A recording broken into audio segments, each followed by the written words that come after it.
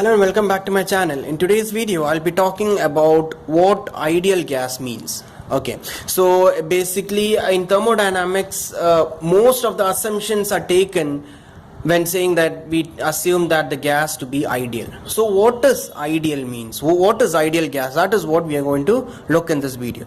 Okay, so ideal gas is a gas that have no molecular attraction, no force of molecular attraction. Okay, so a gas in reality is said to be real gas. Okay, and ideal gas we take as an assumption only. So in reality all the molecules have some force of attraction, but for ideal gas there is no force of attraction between two molecules. Okay, now what does ideal gas law means? Okay, ideal gas law means, and as I said, there is no attraction, force of attraction between the molecules of a gas. Okay, and the volume occupied by molecule themselves is said to be negligible. Okay, so we say that if we have in a container we have of some volume, so we don't have that specific volume, we take it as negligible. Okay, now we have three important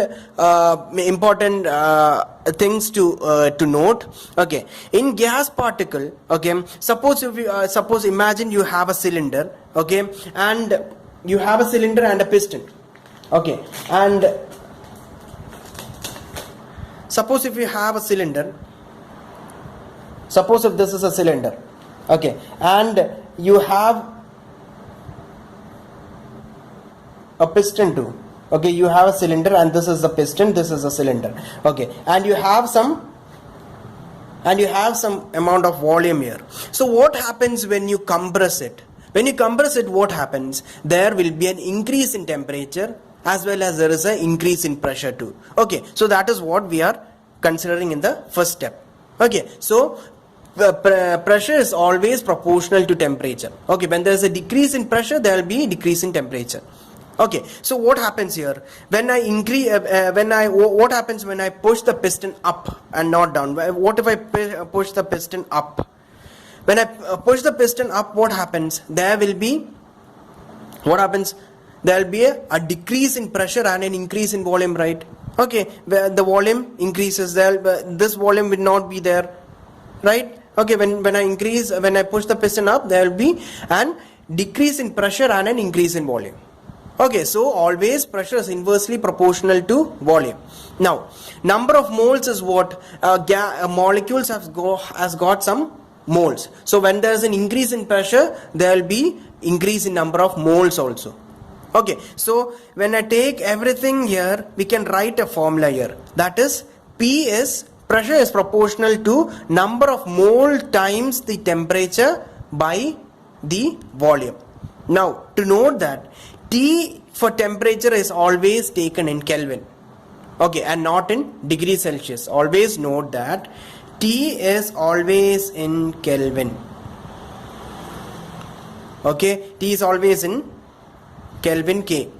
We denote Kelvin temperature in Kelvin K. Okay, so now if I remove the proportionality sign, what we get here? We get another proportionality constant here, which is R bar. Okay, we call it as R bar. It can also be written as RU. Okay, in some text it is written as RU also. So the basic thing is that PV is equal to, when I remove the proportionality sign, we get PV is equal to N times R bar into T. Okay, now what is R bar here? R bar is called as the universal gas constant. Okay, and the value for the universal gas constant is 8.314 joule per mole Kelvin. Okay, so I said that Kelvin is for temperature. So in a question, if it's given in degrees Celsius, don't forget to convert to Kelvin before solving the problem. Okay, now now we can write number of moles is the molar mass by the molecular weight.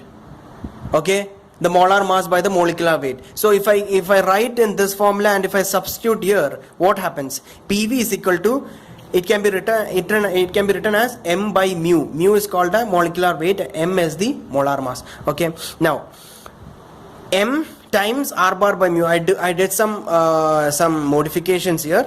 R bar by mu into T. So what is R bar by mu? that can be written as R. So always note that R bar and R both are different. R is called as the characteristic gas constant. Okay, I hope it's clear. So everything, because why I discuss this topic is because mostly in thermodynamics, assumptions are always taken that the gas to be ideal. So it is good to know the basic idea of what ideal gas means. Okay, there is no force of attraction between molecules, and in real world there is no ideal gas. Okay, so I hope this chapter is clear for you. On we studied on what is ideal gas. Okay, what is ideal gas law, what is gas constant, there are two types of gas constant, which is universal gas constant and characteristic gas constant. Okay, so I hope that this chapter is clear for you. Okay, if you have any doubts regarding this topic, feel free to comment. Okay, thank you.